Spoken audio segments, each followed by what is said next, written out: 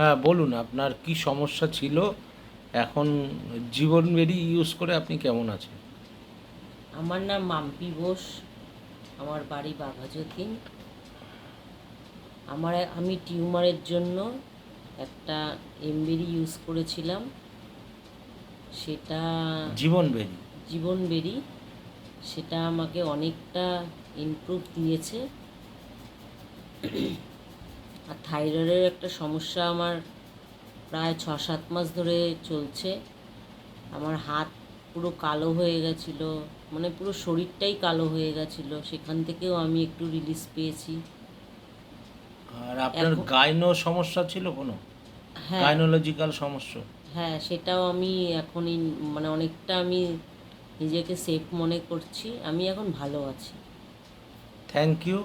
তাহলে বলুন জয় বিনায়ক। জয় বিনায়ক।